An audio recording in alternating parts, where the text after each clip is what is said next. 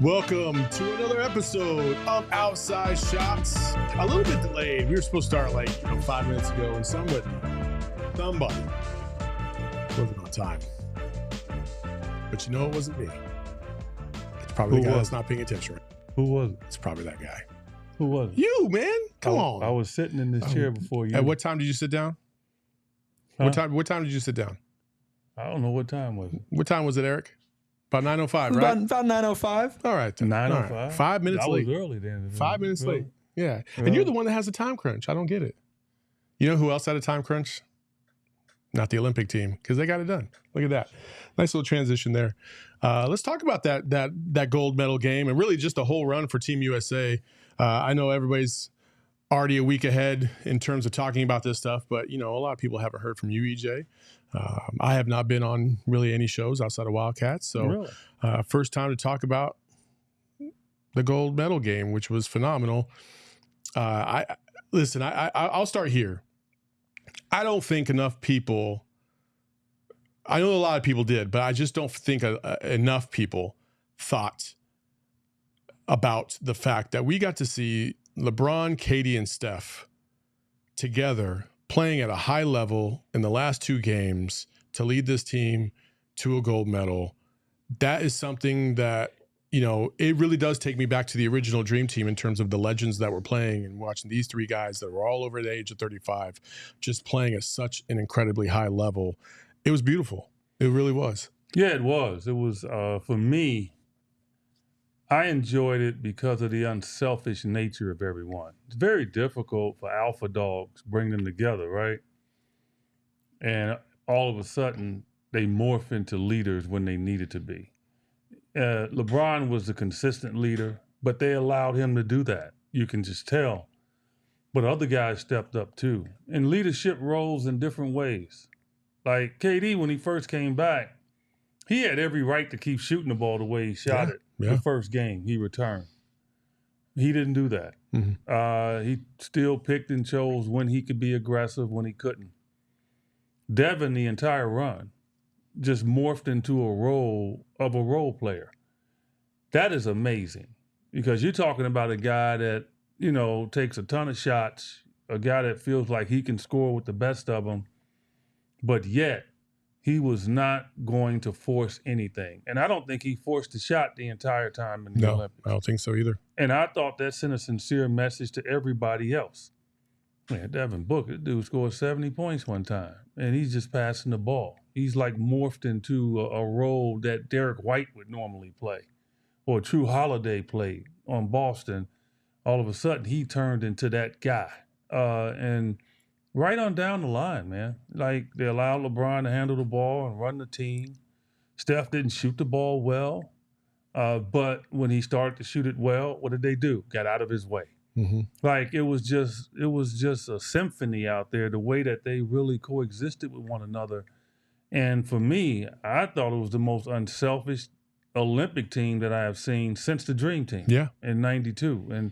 And that's why I think they were very popular this go round, and they were successful. I genuinely felt like they all really did. KD had come at some people about a week and a half ago and said that, basically everybody on the outside doesn't understand how much appreciation and love these guys have for one another when they're playing together on this team and even off the court, like just point blank, like they all respect each other.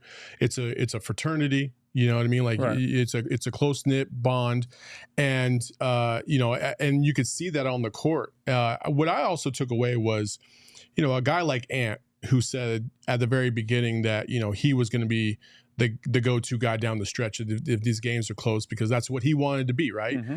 But then you look at the gold medal game, and he doesn't play down the stretch, right. and but if you look at Ant on the sideline, he's cheering. He's excited. He's rooting for his teammates. He's going crazy, just like all of us were. Like, again, everybody kind of showed that they could be selfless to a certain degree. And that was the beauty of this. Like, we can get into the Tatum stuff if we want, but I really don't want to, because I feel like it just takes away from like what the greater good was. And even if you look at Tatum, he too was also celebrating his teammates on the sidelines and doing what was asked of him. And yeah, okay, chemistry wise, it just didn't fit as well as people would like it to. He didn't shoot very well. Actually, he didn't make a single jumper all tournament long, but irregardless, they found a way to get it done. And let's talk about Steph Curry for a second. That guy is just the most amazing. I say this with all respect to everybody that's ever played the game, but the degree of difficulty by which he performs at, for his height, for his length, the skill set, is just something I've never seen before. It just is. To be able to shoot, the picture of him shooting over Wembayama is the most ridiculous picture I think I've ever seen in my life. And then to back that up with the insane shot to end the game, I've never seen anything like that. I just haven't. I know, listen, I've seen clips of like Larry Bird against the Hawks, fading away from the corner at 3 and falling into the bench, and the Hawks bench going crazy. Like, that's the closest I can think of in terms of a shot making 3-point make that has just been, but not, it wasn't with that on the line. It wasn't with the gold medal on the line. It's just incredible. Look, he's the best shooter that we've ever seen. And I always tell people, when I say best shooter, I mean in all the different shots that he takes.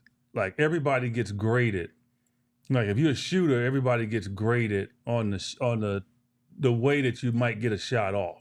Example, coming off a screen, running the floor, pull-ups, off the dribble, left or right, floaters, all that stuff, runners, hooks, all that stuff, right? If you were to grade him out on all those different types of shots, his final tally is going to be more. Okay, more than Dale Ellis, more than Reggie Miller, more than mine, more than Jeff Hornacek. All the shooters that played in the NBA, his numbers are going to pan out higher. That's why I say he's the greatest all-around shooter in the game. Klay Thompson was a better shooter than Steph coming off screens. But Steph tapped out at the other stuff higher than Klay, which makes him that shooter. Yeah. And he really taps out high on difficult jump shots, like stuff falling on the back of his head, guys running at him, shooting it way up in the air. Nobody shoots the ball like this dude. And when he gets hot, like everybody, if you played basketball, any sport, right? You get this zone, right, where you feel like you're surreal. It's you're hypnotized, and you can just throw stuff up. You knew sooner or later in this tournament, he was going to get hot. He was shooting 32% from the field and about 20-something from 3. Yeah, I'll give you the stats. 32%, 26% in the first 3 games. Yeah. The last 3 games, 63% in both, in field goal and 3-point percentage. The first 3 games, he had 22 points combined. The last 3, he had 67, including 60 in the last 2 combined. Yeah. Just incredible. Yeah, because he can get hot.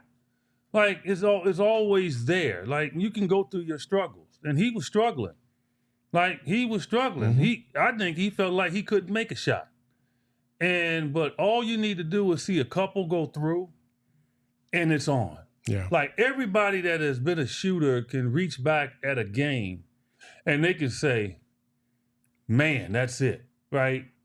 Like, for me, it's 2 games, really, but really one that really stuck out. That was back in 88, 89 when Cotton took over. And we got off to an 0-2 start. And I stumped the first 2 games. And I remember, he wasn't even going to put me in the first half. Because normally I would go in at a certain time. And I'm like, hold up now. And I'm sitting down there steaming. But I'm also focusing. We go down 20. It was our home opener against the Dallas Mavericks. We go down 20 plus.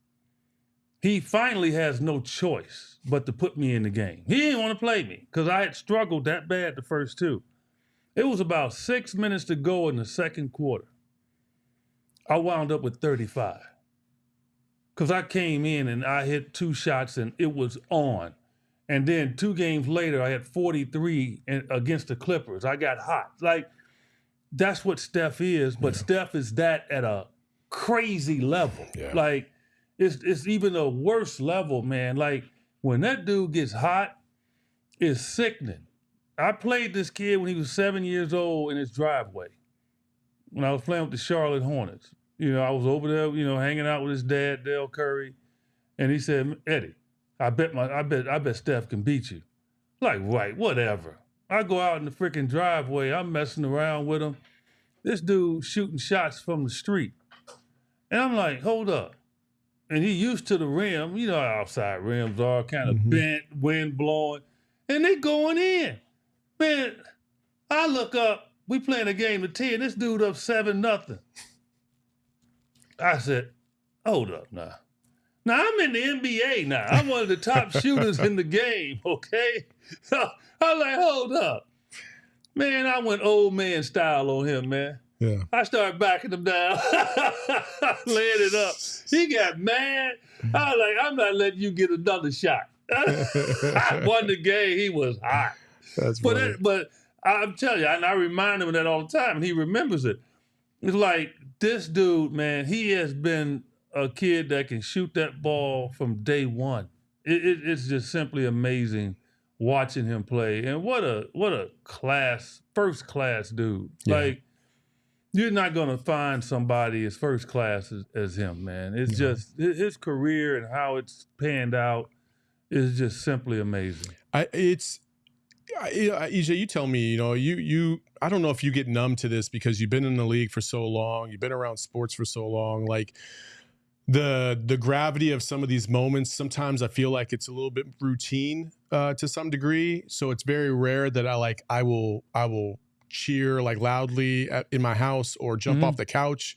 This was one of those games where when you hit the first one, and again, the art of the pump fake is severely underrated because I think just about on every single shot that Steph made outside of the last one, it was all catch, pump fake, let the guy go by, shot. And it was just textbook and it was beautiful. But the first one hits and you're like, okay. And you know this. It's almost like the video game NBA Jam. Like, he hits the second one, you're like, oh, he's heating up. You know what I mean? Yeah. He hit the third one. I was like, and that third one was pure because, you know, obviously he was wide open at the top of the key. Devin Booker with a great pass out there. He hits the 3, and you're just like, oh man. And you felt like after the third one, the game was probably over, but you just felt like they're going to try and get him one. And that's the beauty of this team. They knew like the moment was big for Steph. Yeah. So get him one more shot. And I think when we watched it on TV, that last 3, when he shot it, it looked difficult. Don't get me wrong, but it didn't look as difficult as when I saw a different angle from somebody in the crowd took a screenshot, and he's literally like fading away. You could see the angle a little bit more severe, and you're just. I again, like Charles Coulter said, there's a lot of guys that can shoot like Steph, but nobody can be as hot as him. I disagree because those shots and the degree of difficulty on those shots is so insane that not everybody can do it. And certainly not everybody can do it in a game. And that's the thing he's proven too many times. And then they're not going to like have a reaction in ball flight like he does. See, he adds a lot of pizzazz to his shot. But if you catch him when he shoots it, everything is correct. Like, everything is correct. But then he will, like, turn and do something else while the ball's in flight. Yeah. Takes a lot of Gonzagas to do something like that, man. Gonzagas. Like, turn around and the ball's in mid-flight and he's looking at the bench. Or he turns around and he's going back and the ball's halfway there. Look, the ball's gone. He did everything he had to do to get the ball in flight and go there. So, yeah, you can turn around, but you're not taught to do stuff like that. No. You're taught to stay there and finish, right? Follow your shot. But he is so good at that, man, and so confident. that he can do little social things, social networking videos, and people gonna believe those shots that he's throwing in. He threw in the one thing he put out on Instagram where he threw the ball in from full court 5 straight times and ran out the gym. But ain't no way he did it. But people think he did do it. Yeah. Like, because of his ability to shoot crazy shots, anything he does now, throwing the ball up at the rim, even if it's set up, even if it's, it's manipulated, you think he actually did it. And so for me, that's the beauty of a tremendous basketball player and a great shooter. You've done it so many times in other ways that no matter what they see, they think that you really did it. Yeah. Again, he was fantastic, and obviously we can go on and on about LeBron and KD, but let's talk about how Devin Booker was fantastic in absolutely playing his role and understanding what he could bring to this team. We have somebody that's really upset about the fact that the title is crazy. Are you serious? Booker didn't lead them. He played his role. Yeah, I'm sorry. First of all, the title says pure gold. That's all it says. So I'm sorry you interpreted that as Devin Booker was the only reason why they won a gold medal, because he wasn't. But his ability to adapt and become what this team needed in a variety of different areas, being stable, being consistent. He was amazing in the gold medal game to start off the game. Defensively, he was as good as anybody else on that court. He just knew how to play the game. 20 assists, 3 turnovers during that tournament run. Like he scored 15 in the last game. Like, he did everything that you could have possibly asked, and it was so great that even Steve Kerr had to acknowledge what he did. Devin is he played in 21 in Tokyo. He's probably the guy who's been most adaptable to go from a different role in the NBA to a new one here. He's such a big scorer in the league, but just like in Tokyo, he's adapted to being an on-ball guy, ball mover. The offense clicks when he's out there. The defense is really good. That's why he's started every game and seems to be good with any combination. You have to have guys like that on your team, especially when you have high-level scorers, high-level players all around. Somebody's got to sacrifice. And the teams that have struggled in the past haven't had the type of player like a Devin Booker who's willing to just sacrifice his own scoring for the greater good. Devin Booker, and I would even argue this, I don't think Devin Booker opted to sacrifice his scoring. I think he made the smart basketball play at every move. And if that meant he had to score, he would score. If it meant he had to pass because somebody had a better shot, he would pass. You pointed it out on your Sirius Satellite show, that last 3 that I was talking about to Steph Curry, or the third to last 3 by Steph Curry. Devin Booker, 99 out of 100 times when he's playing for the Phoenix Suns, is going to pull up for that little fadeaway baseline jumper. Right. But instead, he saw Steph wide open, who had already hit 2 threes. He understood the moment, passed it out to him. It was the best shot they could get. Mm-hmm. Like, that's great basketball, and that's what Devin Booker did this entire run. He's a basketball player, right? And that's what you want to prove. But also, he's smart. Like, it's like anything else. I'll use Josh Okogie as an example. If Josh Okogie gets in the game and he goes into the game for, say, Grayson Allen, how is he going to stay on the floor? Defense. Because if he goes out there thinking he's going to shoot the threes, then what? Budenholzer's going to put Grayson Allen back in. So you got to do something opposite of what other guys are out there to do higher than you to stay on the floor.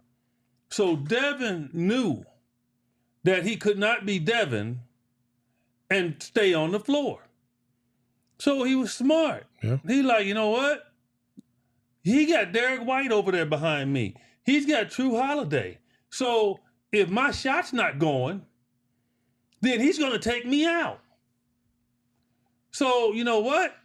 I'm going to do a little bit of what they do, but I'm also going to be a threat with my offense. So now I'm going to cover everything, and it's going to be hard for him to take me out of the game. Because, like, he could have been hot But the other team was hot, and Steve could have said, "Man, I need to get Derek White in there, Holiday in there. I got to get him in for Book because we're letting it down. We're down 8 points. Boom, boom, takes Book out. But now he was looking out there and he was saying, shit, Devin's picking up 94 feet. Devin's playing defense, and I got to keep him out there because now if we can get some stops, I know he's a threat to score." Yeah. He figured it out, man. That's all. Like, it's a lot. The game of basketball is very easy, but what makes it hard is the people you're going against. So that's what makes it difficult. And so to get that advantage, got to use your head, man. And Devin used his head, man. Like, he saw, man, he's not even playing Tatum. For whatever reason, he wasn't playing him. Devin was like, I'm going to make sure that doesn't happen to me because it was this close. Mm. Trust me. Like, if Tatum would have ramped it up as Devin was struggling, Devin would have been getting them DMP CDs. That's just how close it is because that's how talented this team was. Yeah. So he knew exactly what he had to do, man. And that's why Steve was amazed because Steve was sitting over there thinking of ways to take him out. Like, I can't do it. I can't do it. Then finally they just said, no, we can't take him out. Yeah. So that is a great example for anybody that goes from being a star to wanting to play international basketball in a different environment, or even being a star on a team and then going to another team. Your role is going to change. I would also, I want to give Steve Kerr a little bit of love because I feel like he got a lot of flack because of the whole Tatum stuff. But I think that Steve Kerr was built, in my opinion, for this exact moment because the way he came up, listen, especially if you could tell Michael Jordan what's on your mind, you could basically tell anybody what's on your mind. And the fact that he went through that with the Bulls, was under Pop, he coached multiple world championship teams with the Warriors and dealt with KD and Steph and Clay and Draymond and the different dynamics there. Like, I don't think it fazed him as much to not play a certain individual just because of what they've done in the league. It's about here and now. What are they doing here in the Olympics? How are they performing here in the Olympics? That's the most important part. And to his credit, every single time down the stretch, he played the best five that he thought could get the job done, and it worked out. And I think that was fantastic. I also want to highlight one other moment that I think everybody kind of just blew past because of the Steph Curry heroics, but I will say I did jump off my seat when I saw KD and Ant on that 2-on-1 and then Ant get that lob because it felt like Ant was in the air for like 30 seconds just waiting for that ball to get to him. And then he threw it down. And I just thought that was so beautiful because Kevin Durant, as you know, is Ant's favorite player of all time. And I can't imagine what that was like to get an oop from your idol. That was pretty dope. Oh, yeah. And they obviously, what I heard, they were, shooting all the time together during these few weeks they were together. It just goes to show you that vitriol doesn't carry over because Ant-Man talking a lot of junk when they swept the Suns. But, you just can't be upset about it. They swept last year, and he was the focal point of it. But when off the court or in the same uniform, it's pretty obvious that he admires Kevin Durant. Yeah. And Kevin is appreciative of that, and he is doing everything that he can to help the young man. And that's it. He was playing early, but then he kind of faded late in regards to his minutes as well. But again, he was over there cheering on and doing what he had to do to support, and that's exactly why I think they won. But yeah, it's always great to your idol can throw you a pass or do something and you get it done. Did you ever have a moment like that in the NBA? Like, did you have a favorite player that you got to meet or you got to play with that you were just like, wow, this is too cool? Well, a lot of them, but not really play with in a sense. I mean, when I met Dr. J, it was simply amazing. And I was one of those guys that even during the game, I'd ask advice. Like doing a free throw at the other end, I'd go down and stand next to him and act and say something. George Gervin. Dan Roundfield, who I liked as a player. A lot of people don't know who he is, but him, he gave me the best compliment you can ever give a young player. He say, "Man, boy, your legs are nice." We always with the body, this dude. Well, I was always, because I was always like, I was always in the mirror a little bit. You know, I Oh worked my on my gosh. legs, man. You know, Nobody- Dan Ronfield like, Nobody loves their man, body. you got some big ass. Nobody calves. loves their body more than EJ He loves said, his you got body. some big ass calves. I'm like, yeah, you know. I thought he was just about to be like, man, your jump shot Yeah, looks that's so what I good. thought. You know what I mean? You're No. a killer. Your instinct is crazy. Kobe those- once, Kobe's rookie year, at the end of my career, standing down at the other end of the court, I sensed that something was wrong. Dale Harris was the coach of the Lakers, and he had put him in and, like, you know, quote unquote, which is not, but people call it garbage time. And he was down there, and I could just tell he wasn't having it. And I said, you doing good, man? You all right? Nah, man, this dude not playing me, man. It's driving me crazy. I said, you know, it's going to come a time when somebody's going to be out here on the court and they're going to be saying that to you. What are you going to tell them? You know? And he looked at me. You know, everybody goes through it. Yeah. That's what I told him. You know, and that's one of the few conversations I had with him. It was on the court. So What was yeah. his response? No, he shook his head. He like, you know, I mean, what can you say to that? Yeah. You That's know? cool. I mean, life is like that. Yeah. You come in as a baby. If you're blessed and fortunate enough to live a long life, you're going to leave here, baby. Somebody's going to take care of you. Yeah. So he kind of got that, you know, and so I guess I can take credit for his greatness. I'm sure that's what a lot of people think too.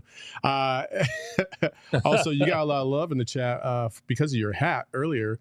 Sons, right there. Sons tricked us, said, hey, Eddie, I see you wearing your daughter's hat. Awesome girl, Dad. P.S. I'm still waiting to purchase Eddie Johnson's jump shot and offensive skills on Amazon for my newborn son. Yeah, it's on Amazon. Go get it. Congratulations Without on your a newborn, doubt. by the way. Yeah, my daughter, without a doubt, told you all, go to Apple Music or any of the music-based systems and Jade, Contact, tremendous album. She's doing fantastic. Well. You all need to go get it.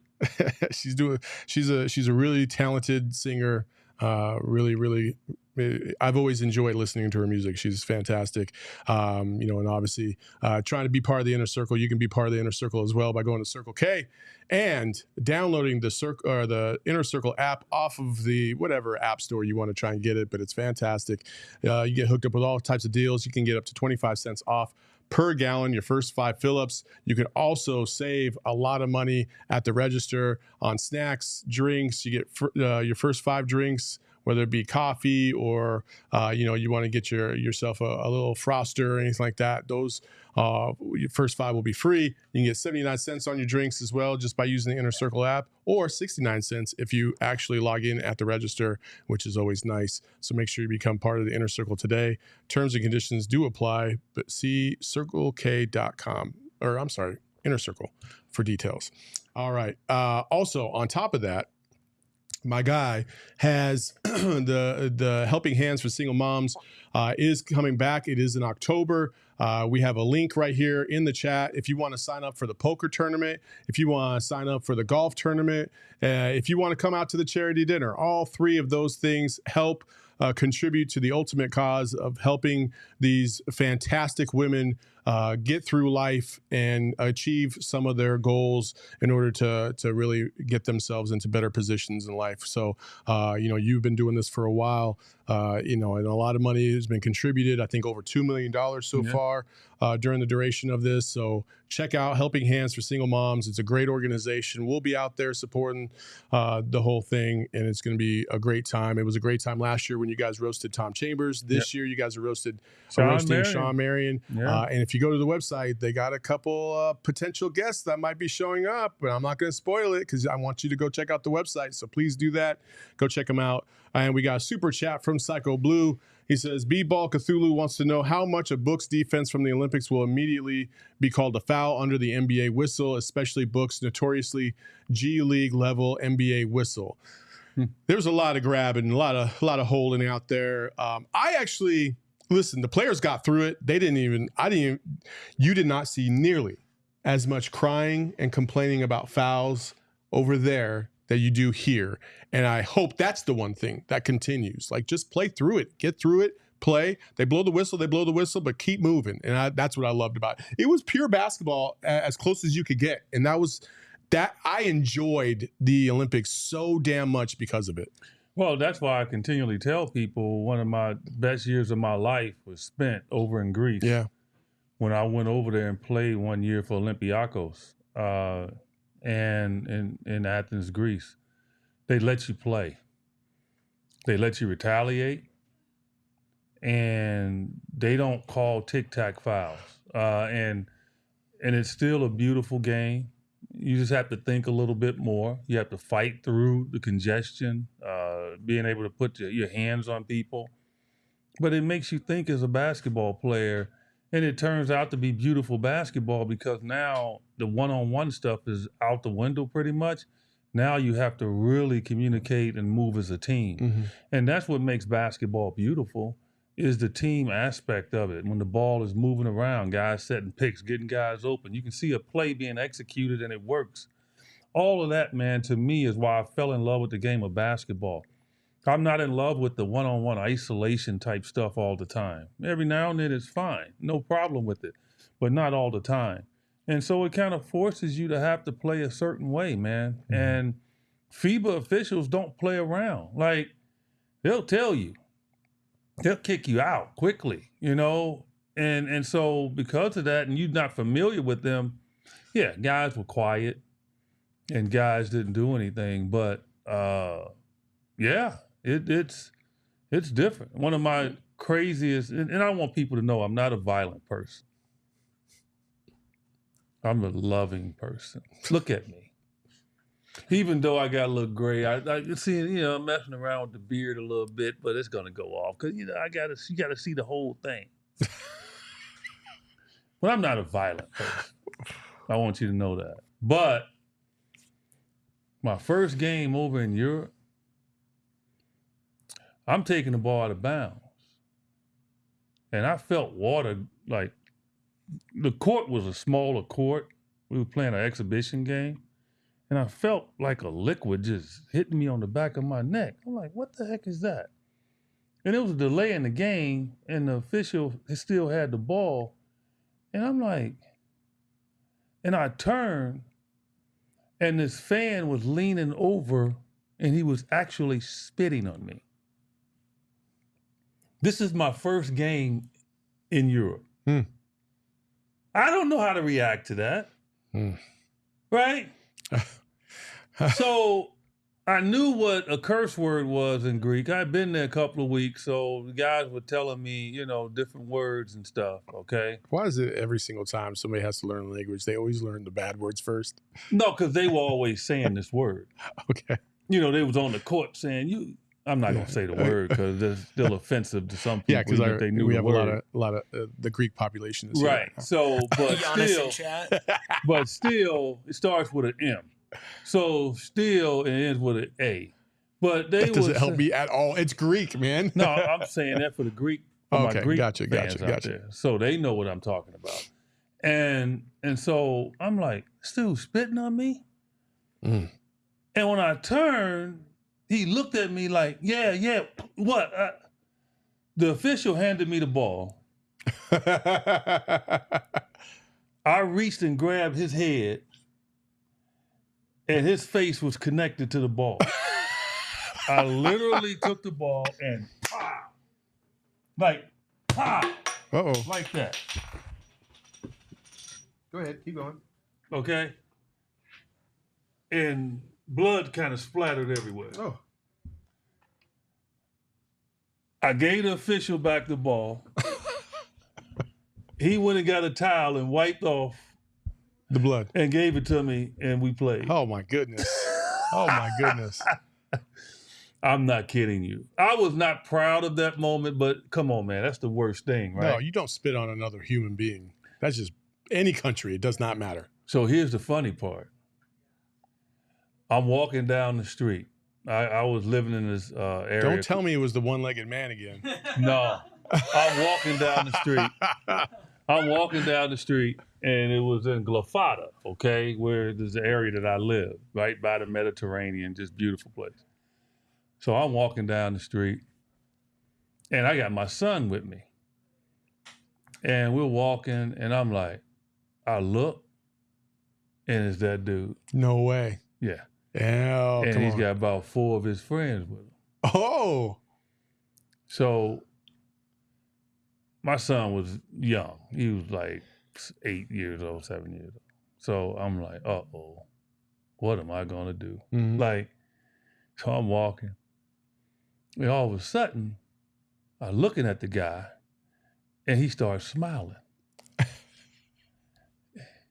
And he comes up to me and says, Eddie, I love you. He said, "Don't I love what you did to me. I love you." Oh my gosh. Are you serious? Man, true story. Wow. True story. All right. Man. Wow. Okay. That made his day that I smashed his face with the ball. Hello. We could have gone through this whole show without you saying that. There, hello. Well, I mean that's phenomenal. I do want to talk about real quick the Power Five is what I'll call them. But listen, we talked about KD and Book, but we can't omit obviously the women, the ladies holding it down. A 1-point victory in the gold medal game as well. And obviously Diana Taurasi, Brittany Griner, and Kalia Copper. Kalia Copper was fantastic in that last game. Really saved the U.S. to a certain degree. And I just 5 individuals from the Valley being able to represent our country and wear that flag and really represent everything that's great about this game. Yep. It was just beautiful to see. And I know the entire Mercury and Sons organization is super proud of those individuals, but it's rare in this day and age with all the stuff that I on a personal note, the thing that stuck out to me is just like, there's so much toxicity, in social media about the state of our country and, on the political spectrum and all this other stuff. And the great thing is that at the end of the day, you go back and you watch these players and these athletes all across the board just absolutely embrace the spirit of the games, which is represent your country, sportsmanship at a whole nother level. And, people that were supposed to win a gold faltering and getting maybe 4th or 5th, but still supporting the individual that they know got gold that did not expect to get gold, and how much that means to them, and them just coming up to them, giving them a hug and being proud of what they just did. And just the love overall, it really made me proud, of what these athletes did. And really, like, it's not that you ever lose pride in your country. It's just that sometimes you lose sight of what's going on and how good we do have it from time to time, because you can get blinded by all the mess out there. And it was good to kind of get reset a little bit and understand, like, yeah, everybody still has pride in their country. It's not just because of this or that. Nobody loses sight of that. It's just we can get blinded because of some of the negativity that is constantly thrown in our face over and over and over again, all over the place. So that was just beautiful, Well, it's a lot of hypocrites, man. And that's the thing that bothered me about the journey of both teams, where it was pretty obvious that you can see it on social networking, that it was people out there cheering against the U.S. and they live here. It's just amazing. Like, that bothered me because I don't care. I don't care, man. Like, I don't care how you feel or whatever. When you talk about the Olympics, you're not talking about the name on the back of the jersey. You're talking about the name on the front. So all of your biases and all of your mindsets and negativity should go out the window, because that person at that particular point in time is representing you. You're an American. You cheer for them. You're cheering for the USA. It is not you cheering for a particular player or going against a player you don't like. We already know. There's a lot of people in this country don't like LeBron. Most people do. But a lot of people don't. For whatever reason, they don't. And when they were playing Serbia, and for people to be openly, like, on social networking that's from this country. Now, I'm not talking about Serbians that live in this country. I'm not talking about that. I'm talking about from this country, openly hoping that they lost to Jokic. Yeah. When Jokic, trust me, he would rather destroy America on the basketball court. Like, he grew up around a national team. Like, that is more important to him than an NBA championship. Yes, and he showed it. So, like, to just because you're from Denver and he plays for the Nuggets and all of a sudden, yeah, you want to cheer that he does well, and he did. Statistically, he was like first in every category. That's fine. But to cheer against the USA because you want him to win for whatever reason you don't like on USA basketball, that's a personal issue you deal with. So that bothered me. It really did. Because for me, I'm turning on that Peacock app, man. I'm like looking at everything. I don't care if it was badminton. I don't care if it was breakdancing. I'm for USA. All day long. I want these guys to win. So for people to be cheering for other international athletes and they don't know them is a joke. But I understand because the hypocrites out there, it's funny. When athletes knelt, it was an issue. Yeah. It was an issue when, oh, you disrespecting. Oh, okay. So aren't you disrespecting the USA in the Olympics? It's okay. It's okay. It's okay. Storm the Capitol. It's okay. When it's okay with you. That's the only thing that bothered me, man. Yeah, and that's the thing that I kind of feel. That's kind of how I feel about it as well. In 2008, I was in Iraq, and we were in Baghdad. BIOP is what they call it, Baghdad International Airport, because that's where our hub was. And you had to sit there and you had to wait to get basically a Black Hawk to go to where your next basically camp was. And I had to go to Camp Taji, which was like 20 miles northwest of Baghdad. And I was there when the 2008 team with Dwayne Wade and LeBron and Kobe won that gold medal, and how much that meant to me in that moment. You know, literally in a war zone, literally watching these guys represent their country. And here I am in uniform in this, you know, this kind of rec center, community center, watching this game, and I got emotional then. And so when I do take a little offense to it, because I think we've developed this sense of identity with individual players in the NBA game that they supersede team, and that's fine. If you want to root for a player because that's your guy and you will go to the mat for them, that's fine. I have no problem with that, and I have no problem with Jokic fans whatsoever. My thing is like when you sacrifice country, because it's not just about team, it's about country. That's the difference. Like, you sacrificing, maybe you'd rather cheer for KD over the Suns. Yeah, that's fine. It's the Suns. Like, everybody's got their team. That's fine. The Suns represent a community of Suns fans. That's fine. But we're talking about your country, and it's deeper. It's deeper than sport, and that's the thing that I always take away and get a little. They need to go learn the history of the Olympics. See, history is a forgotten subject in this country, right? And they're trying to eliminate history books. Think about that. You got a fraction of people in this country trying to eliminate history books. And then a lot of people don't really understand American history. They don't understand European history. They don't understand the history of the Olympics. Like, they don't know. I don't even think a lot of these people in this generation realize that the Olympics had back-to-back boycotts by the largest countries in the world, the United States and Russia, okay? Back-to-back Olympics, okay? 1980, 1984. So this has been a part of history. Olympics was started because of all this, the vitriol that was obviously with the Nazis, you know, in Germany, and then countries going against them in the Olympics. I mean, like, this has been going on forever. So it's a history with this. That's how Olympics was started. Way back, was it 1876, was it? Something like that. Yeah, I mean, so, like, understand the history first, and then you'll know why you should cheer for your country. You know, because I guarantee you, there was nobody over in Serbia cheering for the USA. Hell no. There was no one in Serbia cheering for the USA. I guarantee you that. And I'm gonna tell you, it's fans. LeBron has fans over in Serbia. Kevin Durant has fans. Those, I guarantee you they do.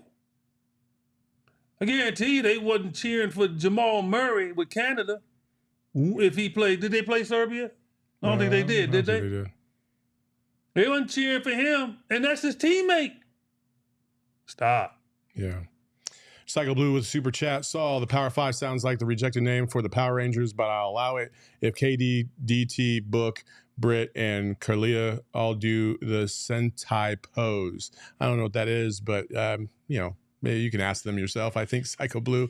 But finally, before we get out of here, I did want, EJ has a tendency to post some wild shit on his Instagram. And I wanted to ask him if he would ever do what Precious Ashiwa did. There's no sound to this, so I'm just going to talk over it. But my man was walking lions. He was walking lions. Would you ever consider walking lions, EJ? Where was he? I have no idea. I didn't care. He wasn't in the United States because he'd gotten arrested. So I don't think they might not have been his personal lions. I think it was Tempe Town Lake. Tempe Town Lake, maybe. Just around that little Serengeti on the back end of that. Here's the crazy part, though. I don't know if you follow, like, if you in Dubai, they can have tigers for pets and lions and all of that, and those and they're in their homes. No, they're walking around like dogs. No, but it is people out there, man, that have pets like this, pet bears and stuff. And I'm saying to myself, like with dogs, right? It was always known that a Doberman Pinscher can turn on you, right? Rottweiler, like they used to always say, they're temperamental dogs. Like if you tick them off in the wrong way, they can turn on you. Aaron Gordon, his dog turned on him, right? You knew about that? Yeah. So you walking around with a lion? Like, are you kidding me? Like, at least you got a chance with a Doberman. At least you got a chance with a Rottweiler. You have no chance with a lion. Like, you have no chance. No, zero. That sucker get mad at you for whatever reason. He wakes up with a headache and he's not feeling good. Game over. Game over, man. Yeah. Like, no way. Oh, man. He's crazy. But you know what? I've had teammates, LaSalle Thompson, one of my best teammates ever, a great friend of mine. I'm over at his house in LA. He's up on a mountain, okay, and beautiful home. Like, I mean, overlooked everything. Like, he was single. So somebody come in there, I mean, it was automatic. I mean, like he thought he was a playboy. I'm like, LaSalle, it's your house. Oh my goodness. It's your house, man. It ain't you. It's your house. Okay. I was like, because I walked in there, I was like,